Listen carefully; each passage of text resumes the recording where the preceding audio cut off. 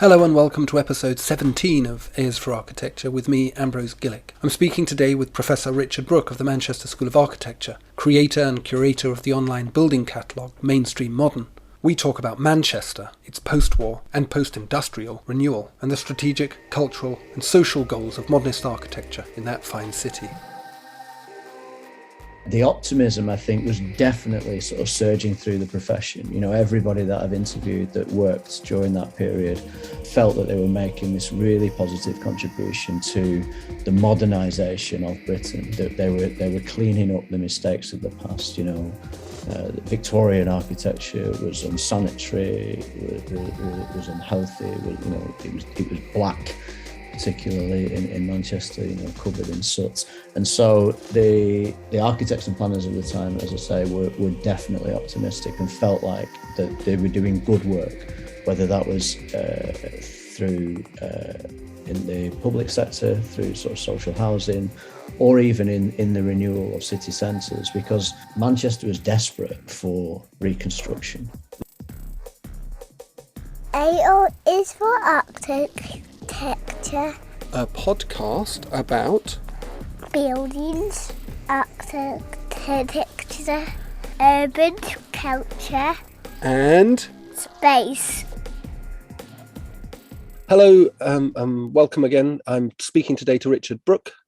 Richard, would you like to introduce yourself? Hi, thanks, Ambrose. Yeah, my name's Richard. I am an architect and an architectural historian and professor of architecture at Manchester School of Architecture. And I think today we're going to be talking about my interest in post-war modernism and infrastructure in the UK. Yeah, we are. And I know that you've had a book come out this year on the Cold War city as well, and perhaps you can kind of outline some of that. But your interest in post-war urban regeneration and the architectures of it, to use the kind of sociological pluralist thing. You have a very kind of profound knowledge, I think, a very deep knowledge of particularly the context of the north of England and the northwest, perhaps most importantly. And I just wondered whether you could begin by kind of giving us an overview of that moment, that post-war moment, as an architectural and a planning enterprise. It's a big thing to cover in. I'll try. I mean, the moment is a funny way of describing it, because it was really a long period. And often I think the easiest way, if you're thinking about cities and urbanism, the easiest way of thinking about it is in terms of recovery cities and renewal cities.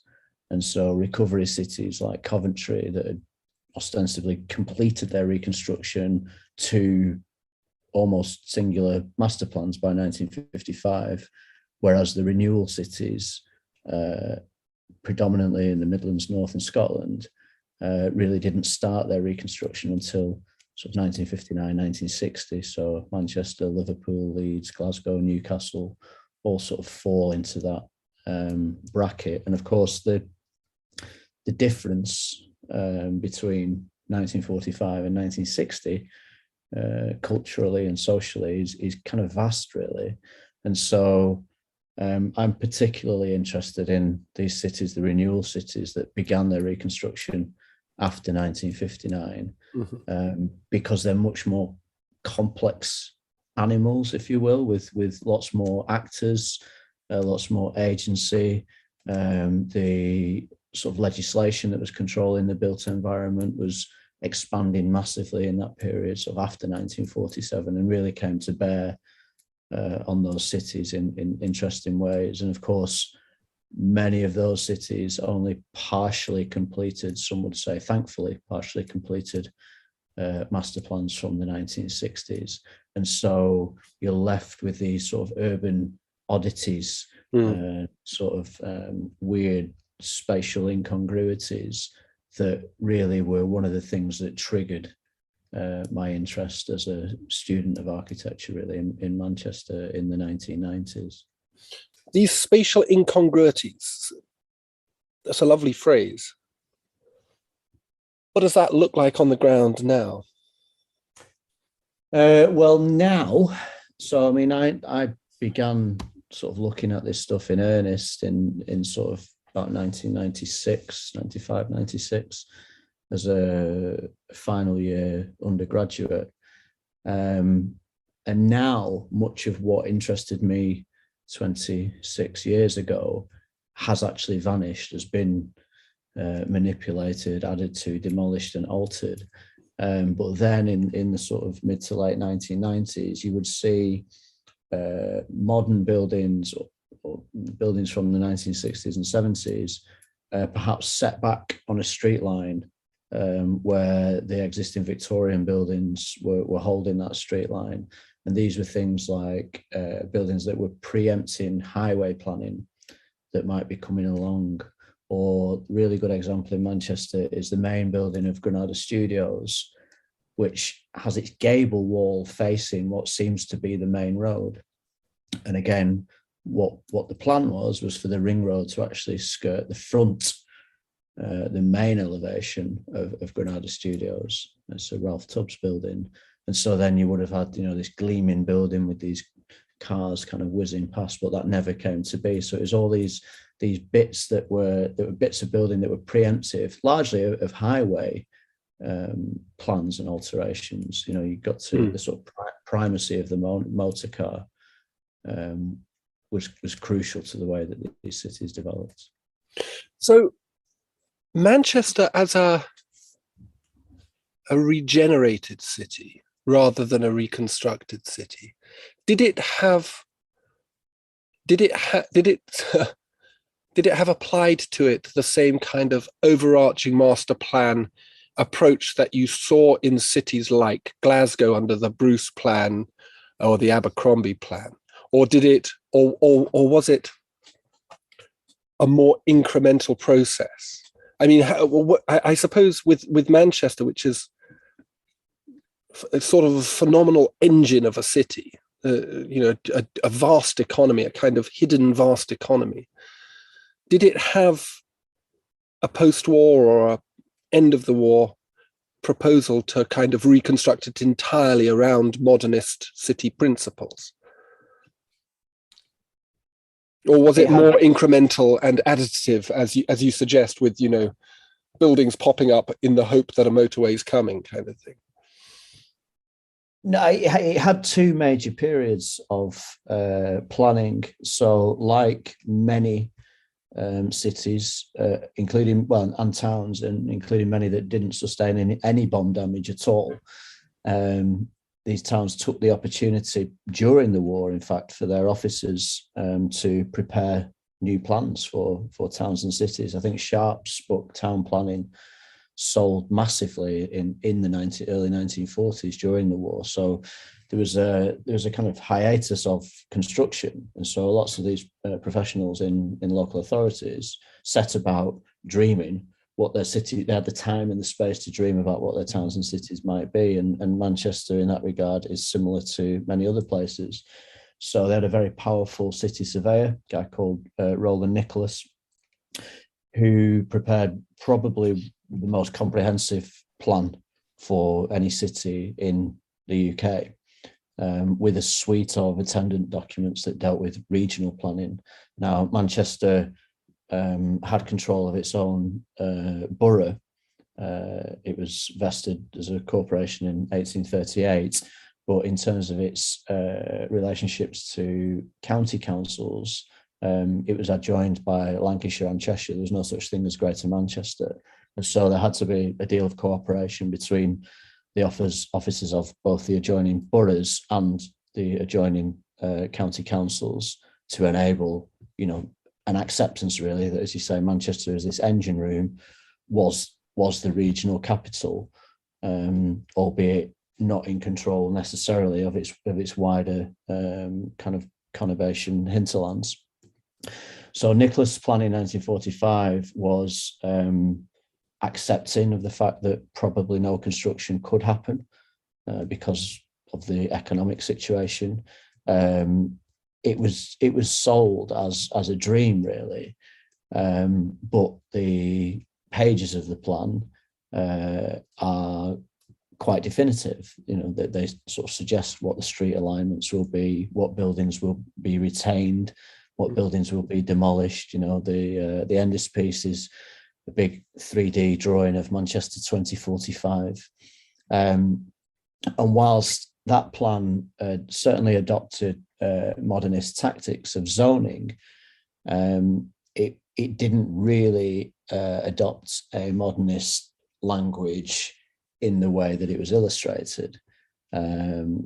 Beaux-Arts would be more typical. So roads were drawn as boulevards, axial gestures were important, terminating those gestures were important as well. But nothing, and this is one of the things that started my work, really, that the 1945 plan as a document is really substantial, is really alluring visually.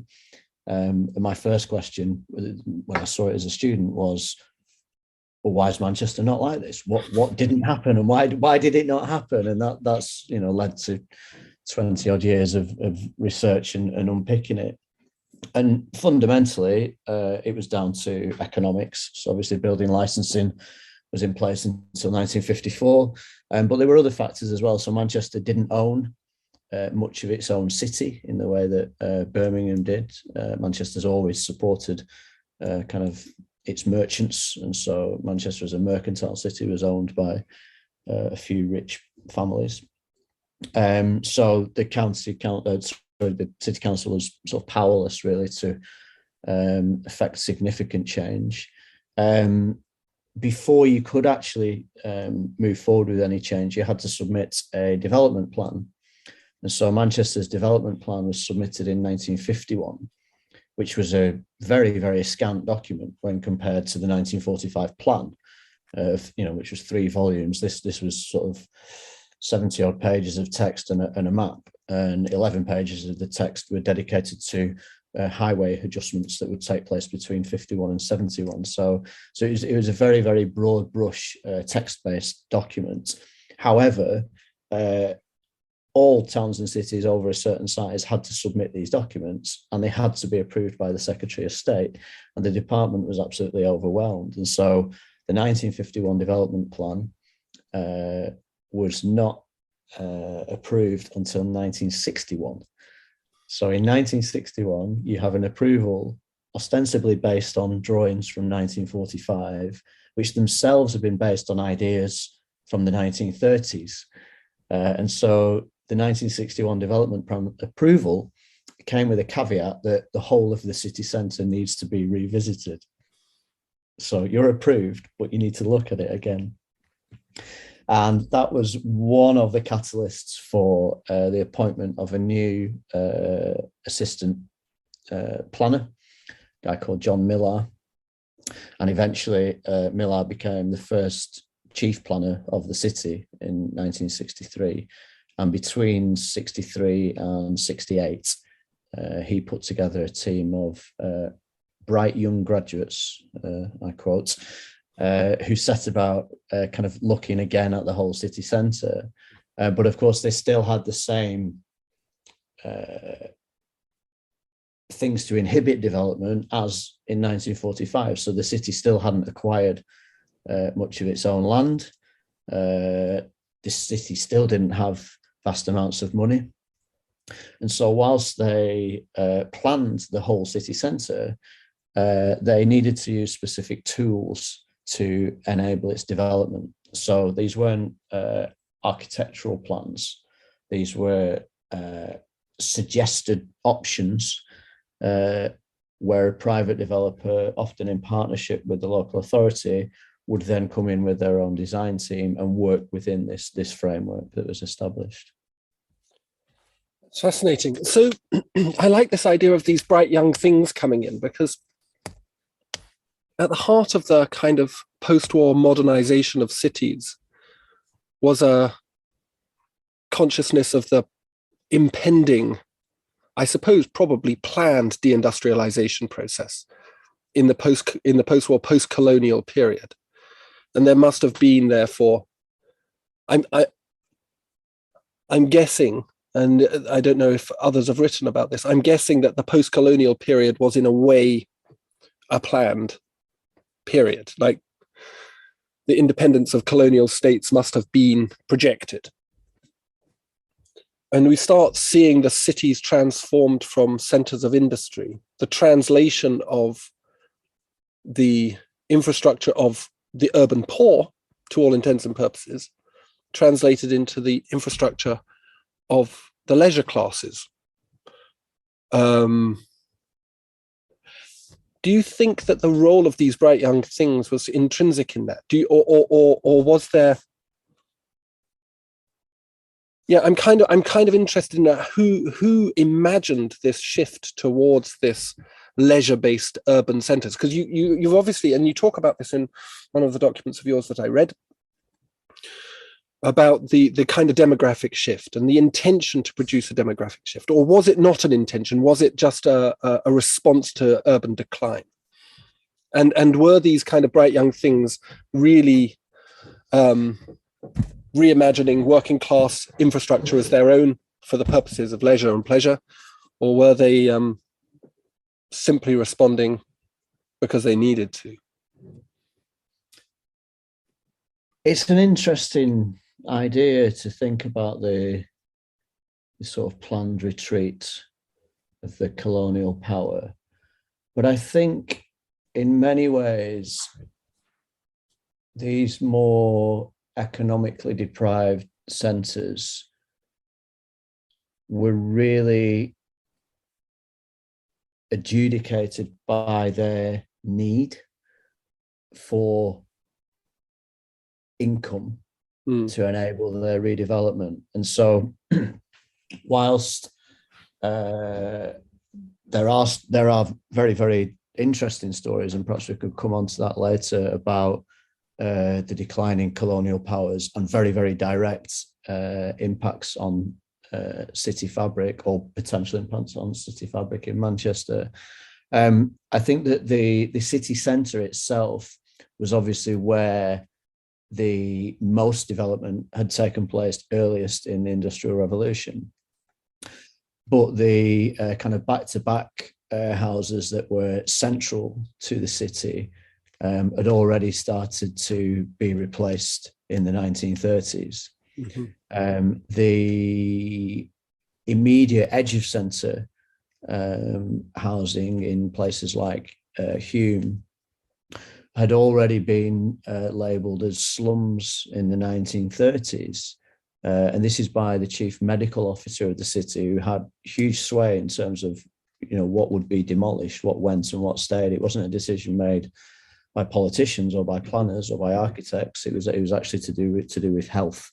And I have heard firsthand accounts from architects accompanying officials of the council around particular places in Moss Side, where a gable wall collapsed in front of their eyes. They were so decrepit, some of these buildings. As I said, by the 1960s, they were still standing, and they'd been labelled as slums 30 years earlier. So there wasn't that much in the way of housing or residence, particularly in the city centre.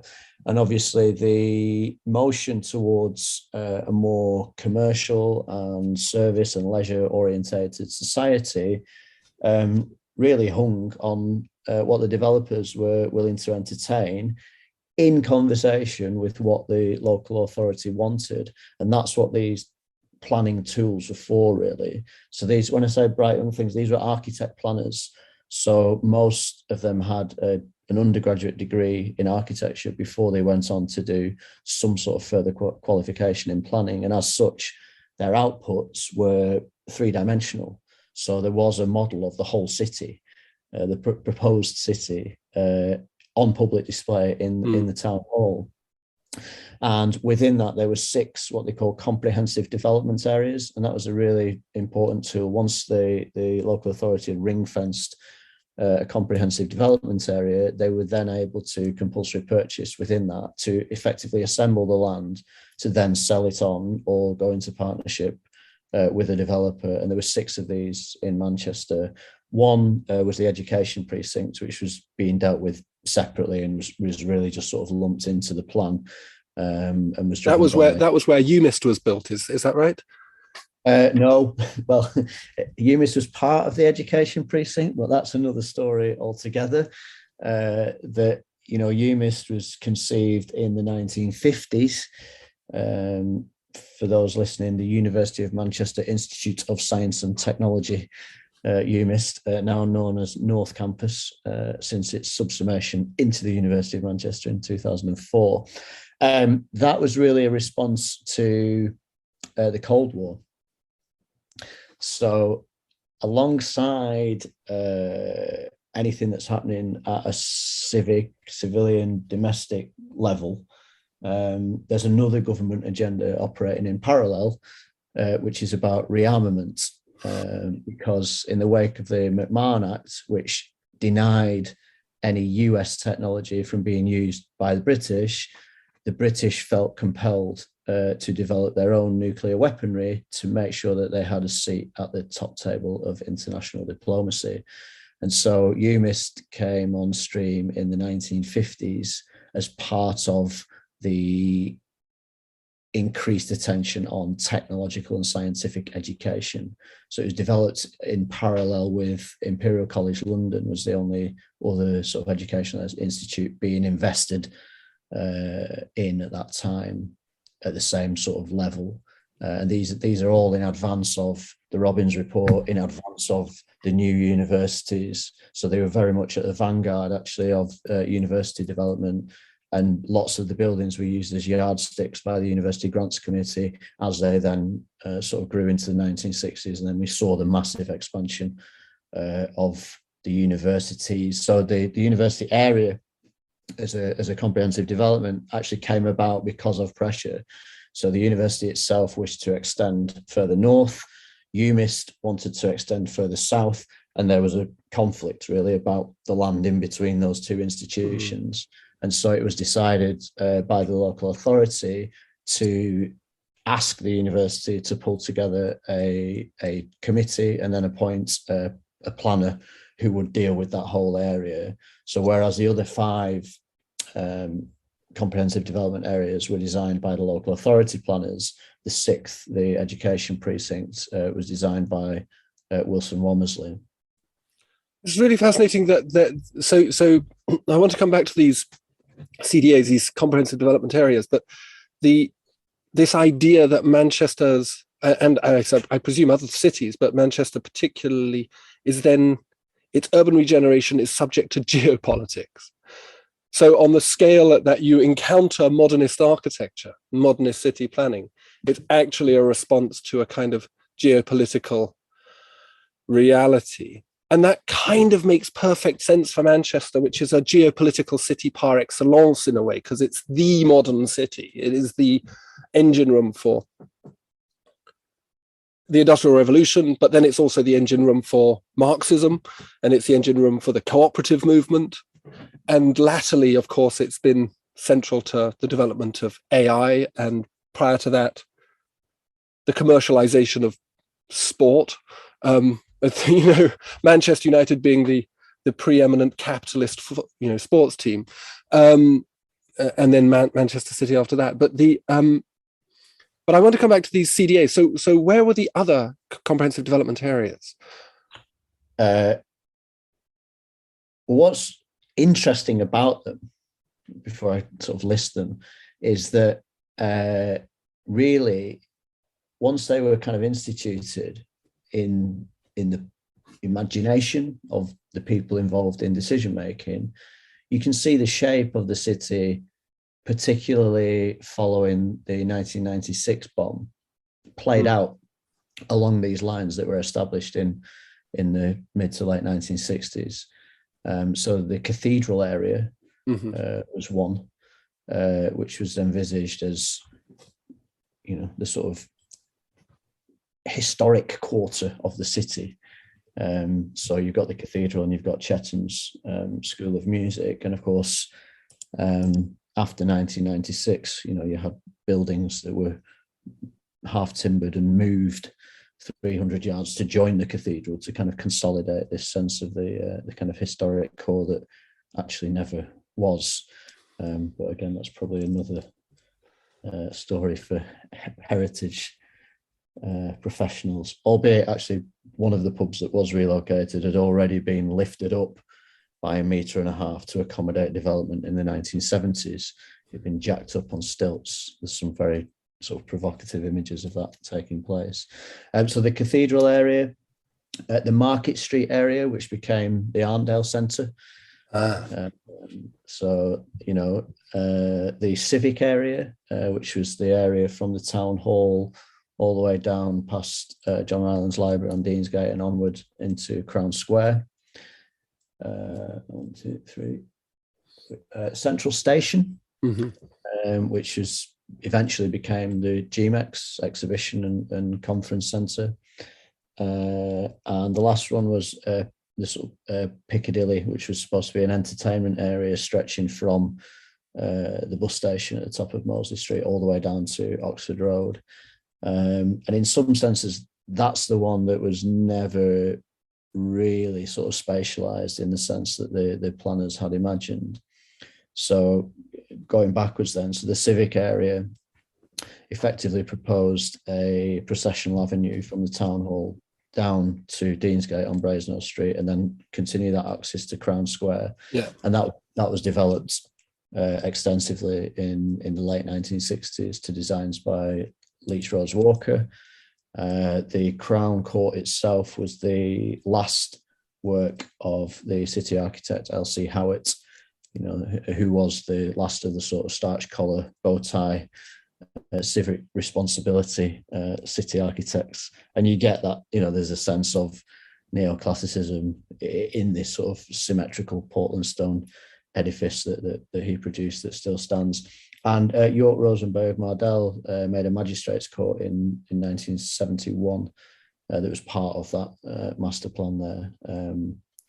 All of that, except for the Crown Courts, has now been demolished and replaced by Spinning Fields, which is a big commercial development.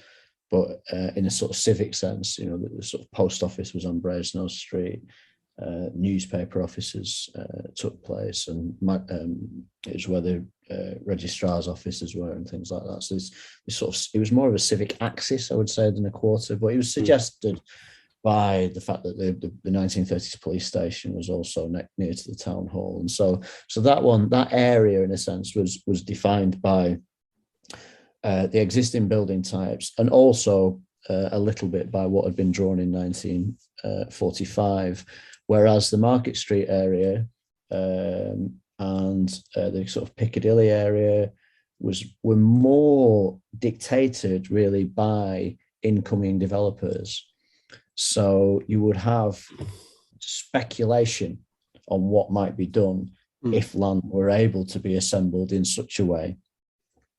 And of course, the city needed the developers' money to build anything.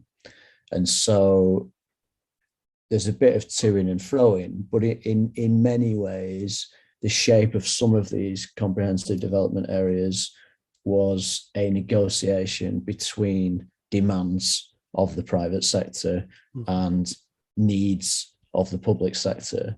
And, you know, the public sector certainly acquiesced somewhat to the demands of the private sector, because holding all the money, they held more of the cards.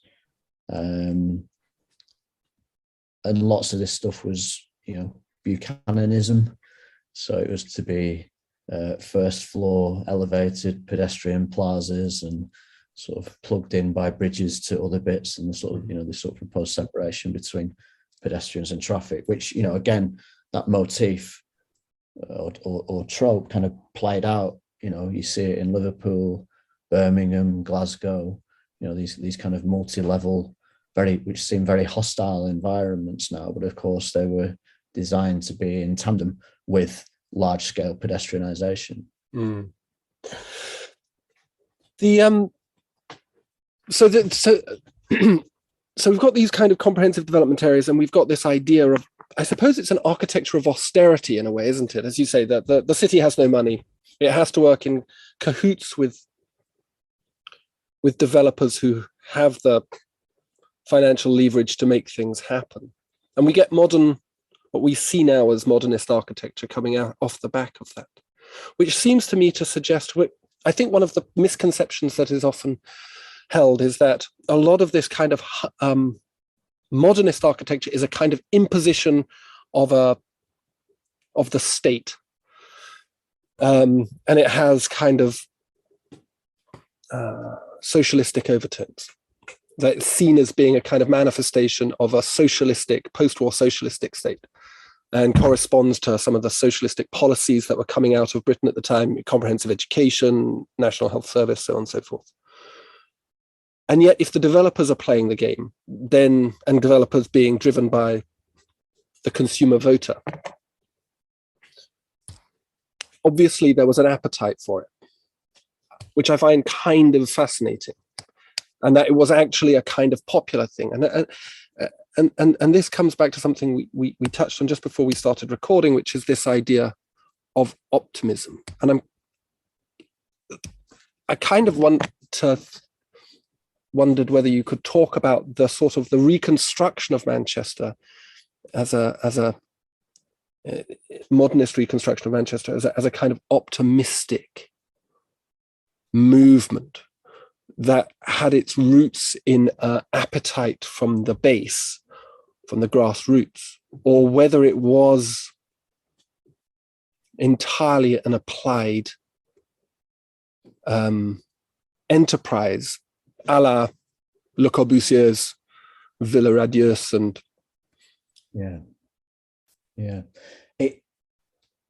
It's a really interesting question, because I think the question of optimism is whether it existed in all sectors of society at the same time. And so I think we referred to the sort of social contract as well. And I think the social contract was much stronger than the ability to be able to label things as optimistic or to have optimism. And I think there's also perhaps a mistake to necessarily ascribe the term modernist to this construction of this period. I think it's certainly modern. Whether it's modernist in its totality, in everything that it did, I think is highly, highly contestable. And that's one of the reasons why my website is called Mainstream Modern, and why I look at mainstream modern architecture, because I think its interrogation has a lot to say about the culture and the society in which it was built. And I'm not, I have an aesthetic bias for ugly things. I don't know why. Maybe that's just a sort of. But the reason I'm interested in this stuff is because by unpacking it, particularly through its kind of legislative and financial context, it starts to reveal other things about cities. And so the optimism, I think, was definitely sort of surging through the profession. Everybody that I've interviewed that worked during that period felt, architects and planners, engineers, felt that they were making this really positive contribution to the modernization of Britain, that they were cleaning up the mistakes of the past. Victorian architecture was unsanitary, was unhealthy. It was black, particularly in Manchester, covered in soot. And so the architects and planners of the time, as I say, were definitely optimistic and felt like that they were doing good work, whether that was through in the public sector, through sort of social housing, or even in the renewal of city centres, because Manchester was desperate for reconstruction. Nothing had happened. The city had been bombed in 1941. Not as extensively as London or other places like Coventry, but nonetheless, it had suffered an amount of bomb damage. With all of the austerity that came with war, with 15 years of no investment in the city, in any way, in any meaningful way, throughout the whole period up to 1960. I mean, Granada TV arriving in 1954 following the Television Act, that was the first commercial building. So it's 10 years after the war before anything happened. The first post-war new building was a synagogue built in the city centre in 1952. So really, this was NCP land. So, national car parks went around buying bomb damaged sites. So everywhere was just a surface level car park with the buildings that were left. So that's what the city centre looks like, and I speak to people who were alive in the 50s, who were teenagers in the 50s, traveling into town, and they said it was sort of desolate, and that's their words, that's not me.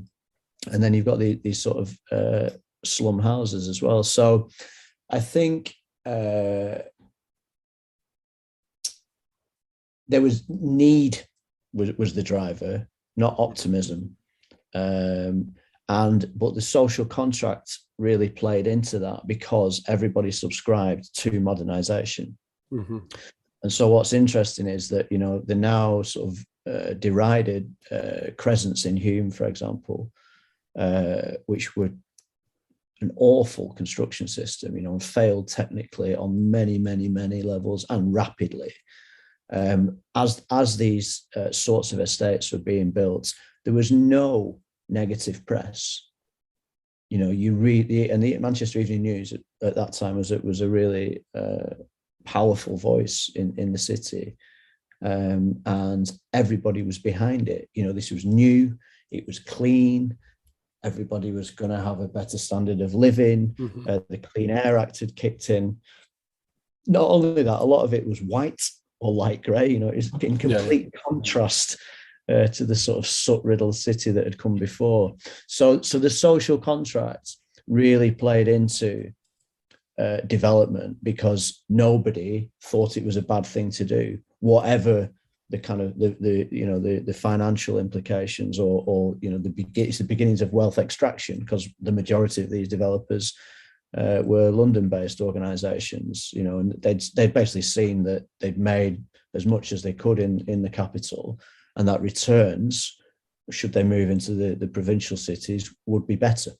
And that's really why this sort of started to happen. It's a really good book by Oliver Marriott.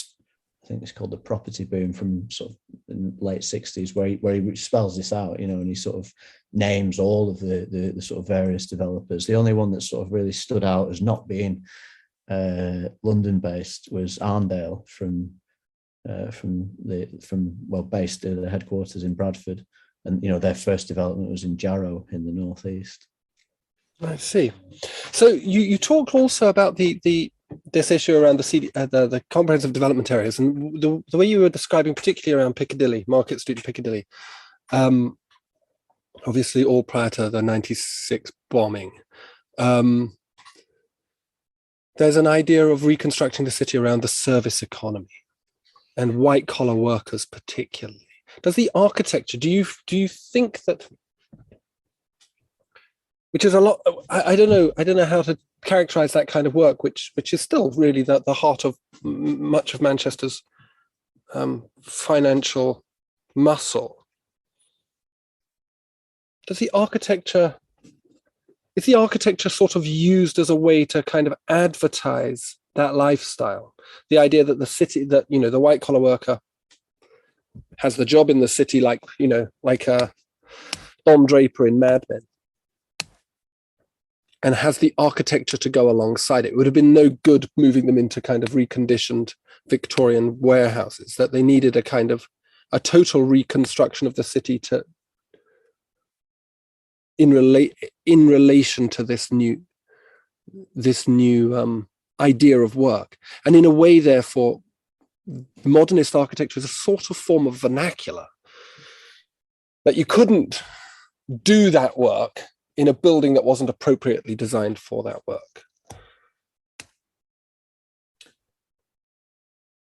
Because I'm interested in this idea of modernist versus modern. Yeah. Again, I'd label them as modern and part of the modernization. and that modernisation is intrinsically linked to technology. And so, of course, all of the technology that you are using in those sorts of jobs is shifting. Desk sizes are becoming standardized. Things like mechanical heating and ventilation and electricity supplies are becoming standard, and to kind of put them into new buildings, or to organize, moreover, new buildings around these needs for comfort and thus kind of productivity is essential, really. So I think, the idea of repurposing Victorian warehouses at that time wouldn't have been seen as financially attractive. These buildings, lots of the site work had been done. The sites were cleared and tidied up by the local authorities. So, the investment had already been made. These were sort of ready-mades for developers to come in. So there was no demolition involved, or sometimes, sort of sparingly, but often these sites were pre-prepared. And so then to organise buildings around the most efficient number of workers that you could get into these buildings, but then to sell that as new, modern and comfortable to the workers, that message satisfied both sides of the equation, those who needed the workers to go in and perform the work to make the money. But there are also companies that are leasing.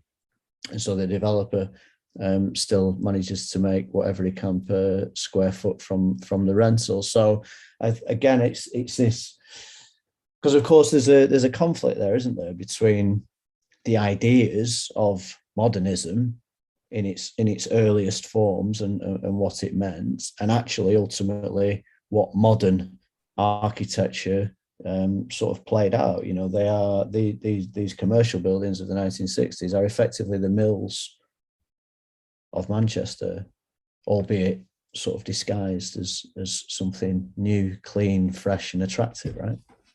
And sometimes a bit curvy, like Piccadilly Station. But because we have a similar debate going on now, I think, with this idea of retrofit. So there's been this kind of hoo-ha about demolition of Derby Town Hall, brutalist thing. And there's been another one more recently about the demolition of the Marks and Spencers in central London to be replaced by some godforsaken but BREEAM excellent rated glass box. And to me, it seems like we're back at this point again where we have to make a decision. And like, do we do the gentle thing? Do we kind of try and preserve? But as Manchester's condition, as you point out, is significantly different insofar as the sites were already cleared, whereas now we're dealing with the option. The developers have got, and the planners and the local authorities have got the option to actually not demolish stuff. They tend to favour demolishing stuff, though, don't they? Which is well, you need to historicise that as well. So, like, Victorian heritage was not on the agenda. The idea of Victorian buildings being valuable, that just wasn't part of any conversation. Who made it? Who made it? In Manchester particularly, where did the conversation come out? Because I know in Glasgow, obviously there was significant community action based around ideas of comprehensive, resistance to comprehensive renewal. And there's some very fantastic, particularly female, particularly non-professional female community activists who are now seen to have been intrinsic to that story, but it was a mutual and a co-productive thing with all sorts of people involved, particularly architects as well, and architecture students, bright young things again. In Manchester, was it similar? Was there a moment where this comprehensive renewal program, these comprehensive development areas, were sort of what was being lost? This Victorian stuff that was not heritage was suddenly, people were like, oh shit, like, there was a moment. It's really interesting. I met someone at a conference recently, a Dutch academic, who was looking at these community action And then subsequently the kind of community architecture that came out of it, and as a direct response to sort of what was going on in the 1960s. But Manchester, the borough, has a very awkward shape. It's quite long and thin. And so the central area on a kind of east-west transect, very quickly you get into other boroughs that have their own kind of jurisdiction. And so Manchester city centre, before the bomb in 1996, had 300 people who paid tax, who were residents. Like Venice. 300. There was no, if you walked down Market Street in 1990 on a Monday after 6 o'clock, there's nobody there. Yeah. The city emptied. Nobody lived there. So, and then the other areas that were under their control, like Hume and Gorton and Longsight, they were suffering from this malaise of like, the housing stock is so terrible, we'll take anything. So there was no backlash there. The moment really for heritage awakening in Manchester came in the 1970s. I think it's 1971. So all of these comprehensive development areas hinged upon the inner ring road being completed. And out of all the things that were drawn, the inner ring road was the most determined. The engineers had drawn every junction. They'd planned it out. And alongside it, there were car parks at the edge of the centre. So the idea was you drove into town or you drove around town, but the middle of the town was service vehicles and pedestrians and buses, but no private vehicles were supposed to get in. So as I said, Manchester didn't own much of its own land. So this was a really, really slow process of sort of getting this road together. And one of the final phases of it was Portland Street, which was going to be a 2-level carriageway. And lumped in with that was a proposal by another London developer for a big tower, which meant the demolition of a number of Victorian goods warehouses on the junction of Princess Street and Portland Street, which remain to this day, and a building from 1910 called York House by Harry Fairhurst, and a fledgling Victorian society. So two gentlemen who are still with us, John Archer and Ken Moth. Ken, I think, may even have been a student at the time.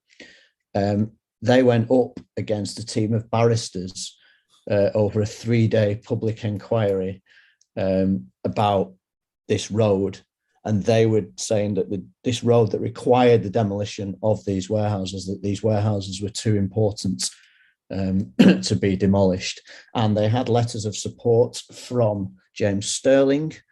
Walter Gropius wrote in support, because this 1910 building by Fairhurst had a stepped glazed facade.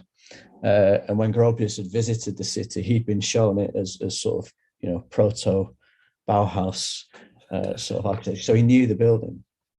And if you read I think the Manchester Guardian, so the Guardian was a Manchester newspaper as well in that period, albeit distributed nationally, but centred in Manchester. You read the Guardian, and I think at the time there was an arts festival going on, and the reporter says something along the lines of, and I'm paraphrasing, the biggest show in town this week was not the Festival of Arts and Culture. The biggest show in town this week was seeing these two heritage enthusiasts going up against this team of barristers in a sort of David and Goliath type combat and coming out victorious. Yeah. So they won the inquiry, which was the sort of nail in the coffin for that particular stretch, and really the birth of the sort of heritage movement in the city.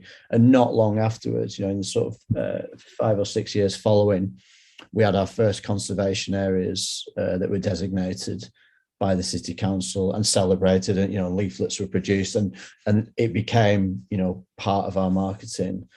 So you've got this period really from the sort of mid 60s, where there's very, very few people, if any, putting any value on Victorian architecture, So much so that Waterhouse's town hall was drawn as to be replaced in 1945.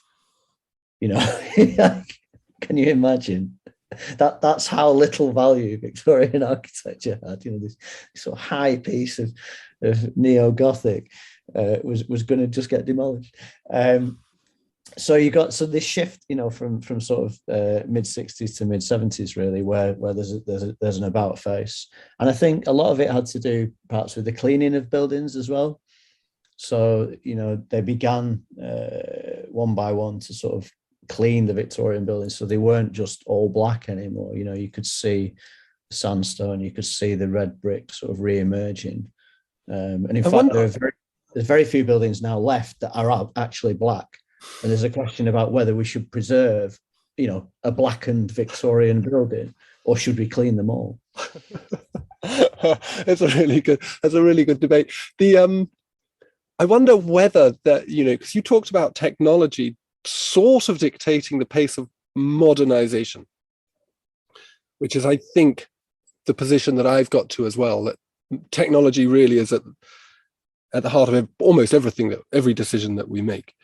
And I wonder whether it was because cleaning technology got cheap enough and good enough at getting up at height that they could actually start. I mean, like, quite seriously, whether they got things like, you know, concertina lifts, what do you call them? High lifts, high max, capable of doing it without, you know, before maybe it involved giant quantities of scaffolding and closing down streets. And once you've got a machine that can roll in on wheels and get up to, you know, 7 stories high, you can actually do the job, and then it becomes possible rather than.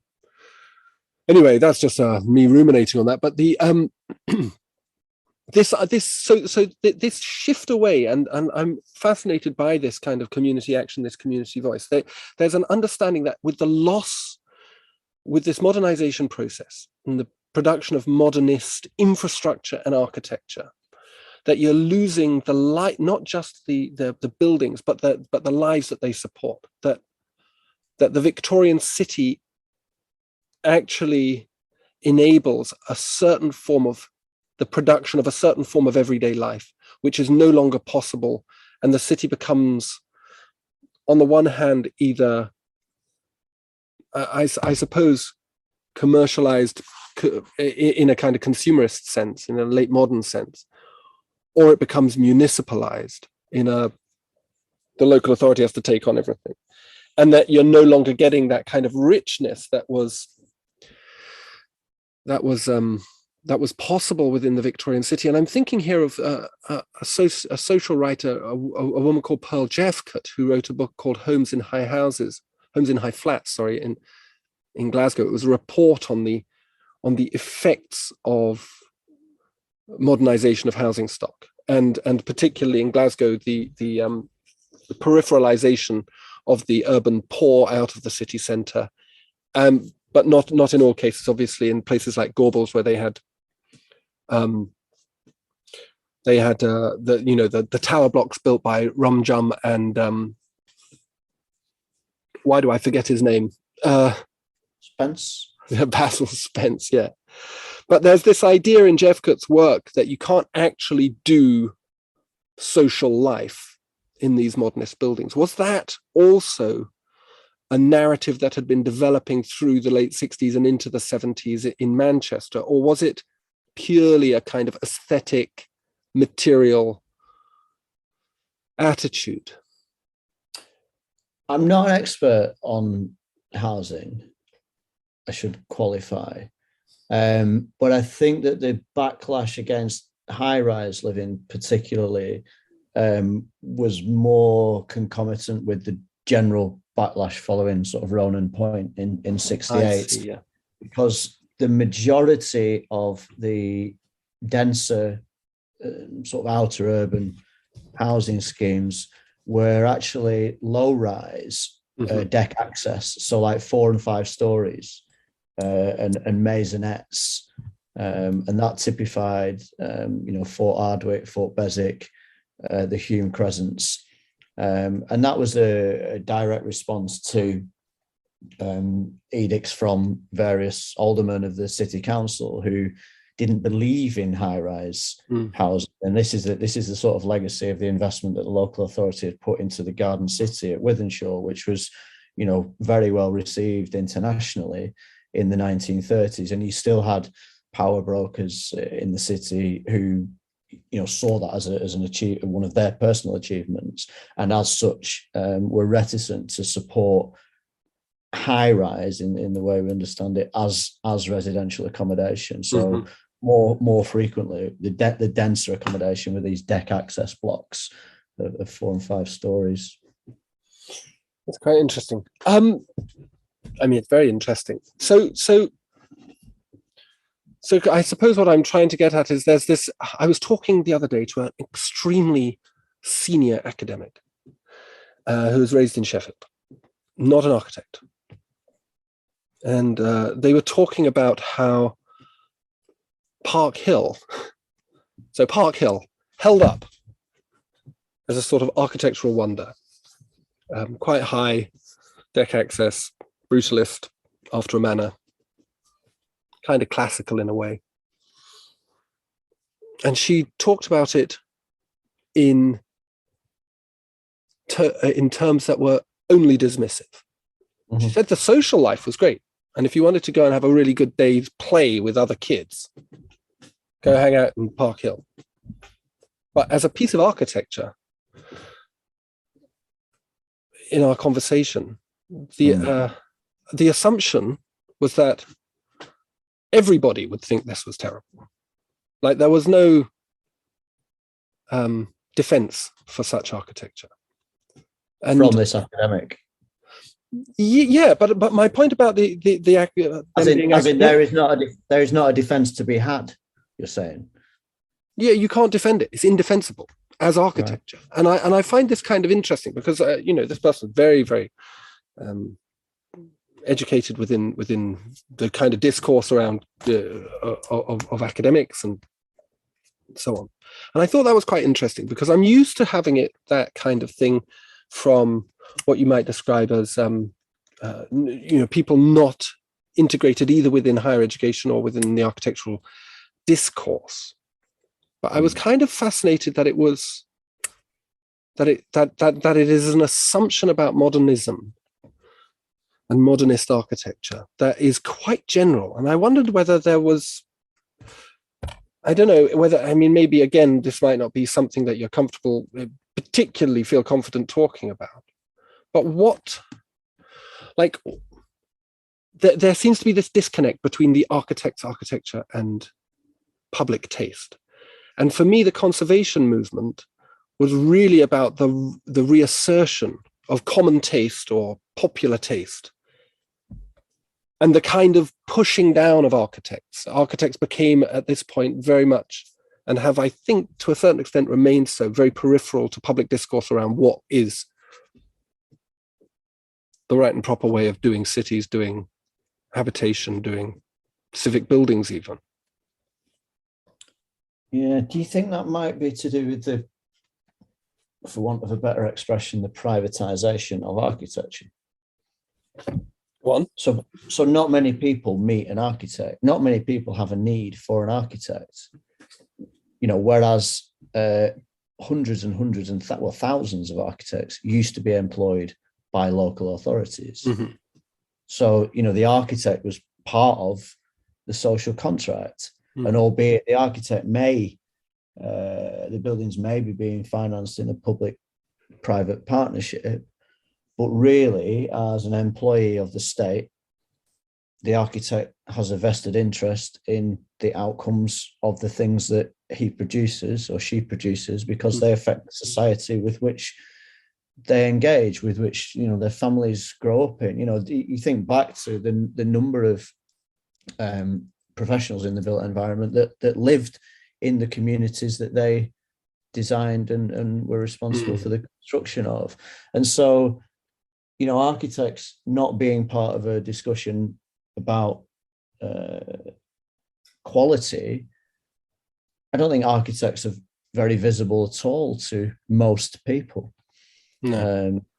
You know, whereas, you know, if you had 100 or so in a local authority department, they're then probably also mixing with social workers and bin men and park keepers and whoever else used to work in this. And so that idea of municipality, the municipality, I think is a vital one when you're considering the kind of currency of architecture and the kind of dissemination of what architectural knowledge might bring to an improved quality of life. And if an architect is seen as an elite, certainly from a householder's perspective, then why would we value their opinion anyway? Because we don't need experts anymore, do we? No.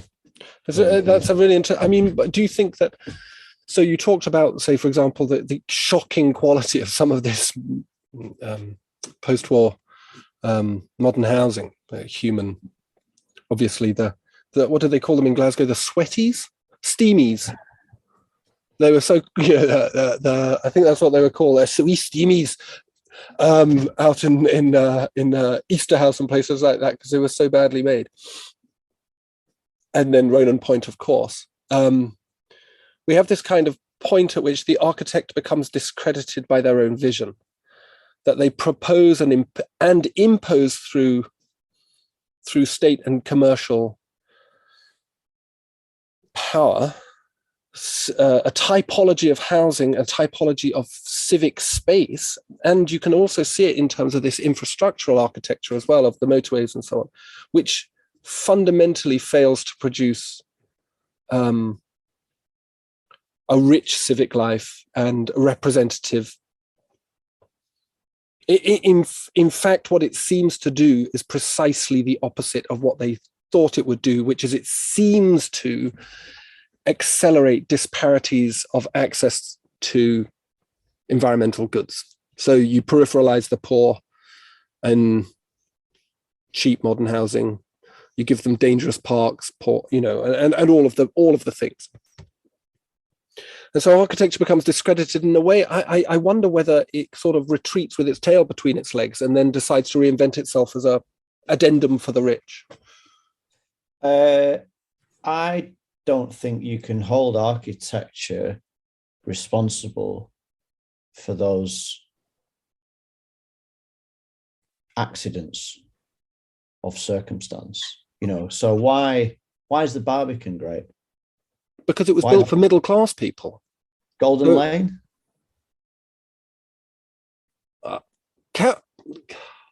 I'm not sure we can use London as an example. It's a freak show.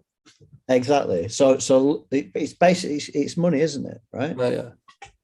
So, and I think you'd have to speak to residents. Yeah. And I think that the residents of Park Hill, the first wave of people who live there, I think speak pretty fondly of it. Mm-hmm. Now, very quickly after this sort of massive, optimistic, social consensus of reconstruction, rebuilding, optimism. By the time, as we've spoken about, by the time that hits the north, it's quite late, and very, very soon afterwards, you have an economic crisis in the early 1970s, whereby all forms of maintenance and support start to be pulled away from these estates. So then you can't get someone to come and fix the lift for a week. So for a week you're carrying all of your shopping up the stairs. You can't actually. So the technology had its flaws, but one of the flaws in Hume was that it was a particular type of heating, and if you couldn't afford to keep the heating on, then condensation happened in between walls, which then had all the onward effects of mold and infestation and everything else. So as soon as the economic circumstances changed of the poor, people who were making a choice about heating or eating, and the local authorities started to pull all of the forms of maintenance support, that you would expect as a leaseholder in a private development. Once all that stuff starts to go, then of course, if you have a choice to leave if you can afford to make a choice to leave, you will leave. Then there's an empty house. Who goes into it? The person that's desperate. That's as desperate as the other people who can't leave. So then very quickly, you end up with an engineered slum. And then, the social contract fails because you're let down by the authority.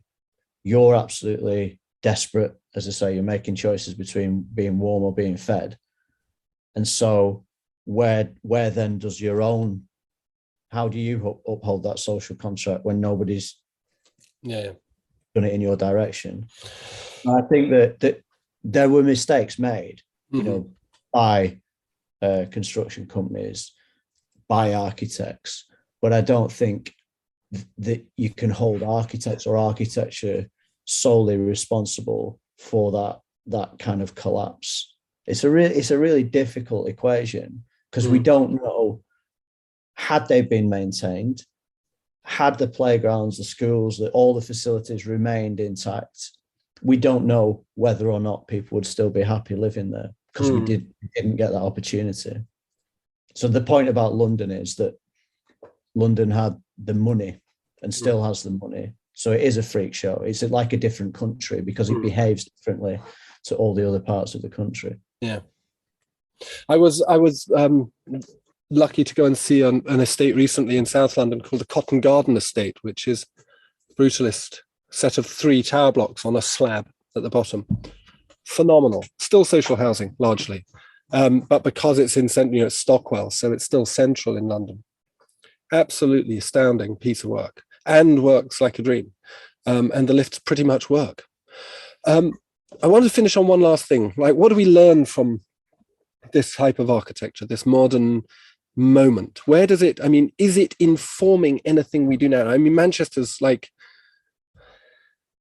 on steroids at the moment. It's like just going so fast. Every time I go there, it's like I don't even recognize anything anymore. I thought, most cities kind of incrementally change, except for London. Bits and pieces change. You're like, oh, that's a big building, whatever. But Manchester is sort of baffling. Does it learn anything from this modern moment? And does that modern moment have anything to tell us, I suppose? I don't think Manchester does or did. There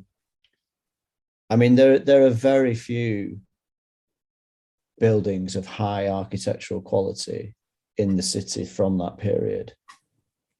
And that's to do with, returns basically in the commercial sector and all the things that we've discussed.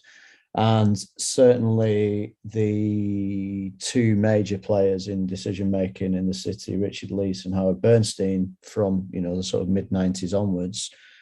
I haven't spoken directly to Howard Bernstein, but my understanding is his kind of view was that it's either Victorian or it's new, and the stuff in between was valueless, in his opinion. And you see that played out in terms of what has changed. And so, going back to what we were saying right at the start about these spatial anomalies or incongruities, they've been removed. They don't exist anymore. So these traces that first interested me in why these things had happened or not happened, those physical traces aren't really there anymore for anyone to sort of pick up on it. It's as if it's been erased.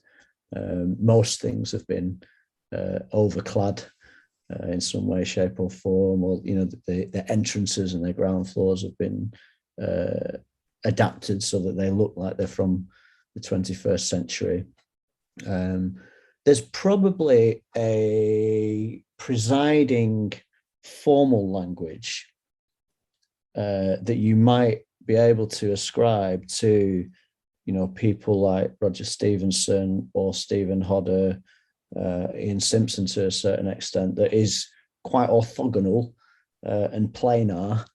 And certainly if you look at their buildings through the period sort of mid-90s to mid-noughties, there's definitely a sense that these architects saw modernism as the language with which they built and designed. But again, the bigger commercial schemes are just mathematical equations through Revit. Yeah, that's what they are. And Manchester's had a huge presence at MIPIM, the property festival in Cannes, for years and years and years and years. And that's why we have this boom. So I'm not sure in an architectural sense, or in terms of the city and society, whether we did take that much from modernism, particularly the sort of third wave post-war British version of it that we saw play out in these cities. And I think that's a shame. I think there was a lot of high idealism and a generosity of spirit within that stuff. I remember walking through the UMIST campus and walking through various parts of Manchester, modernist parts of Manchester, and finding it, being who I am, a little bit threatening sometimes, but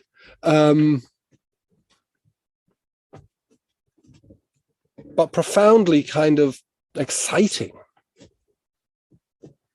As you say, it created these spaces of, these accidental spaces of, I like to think of them as spaces of the potential sedition,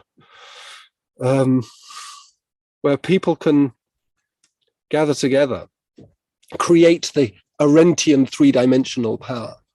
Yeah. I mean, I have to say, from a very, very personal position, the last remnants, of the things that were constructed, these aerial environments where you've got sequences of buildings plugged together, where you've got public space going through buildings, and walkways. And, I used to find that stuff fantastic.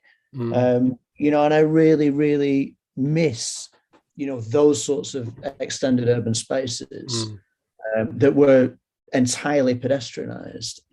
Now, the reason for some of them failing is because, you could argue is because their total vision wasn't realized. But then, of course, people in Birmingham would say we never wanted the total vision because, they see it as kind of having wrought sort of destruction on their city. So maybe these kind of smaller incremental sort of set pieces that we had in Manchester were a bit more thrilling. I remember being able to walk up the ramp at the bottom of Deansgate and across the bridge and into the square there, and then out to the back of the cathedral up St Mary's Gate, or being able to walk up the ramp of the maths tower at the university, through the computer building, across the bridge of Oxford Road into the precinct centre, across the bridge into the Royal Northern College of Music, which had its entrance at the first floor.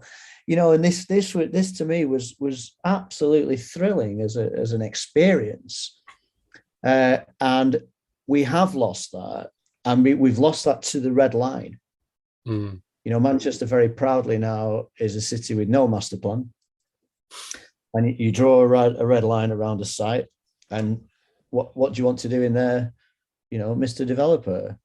And so this idea of a kind of connected city, of a holistic city, of a total vision, has been completely lost,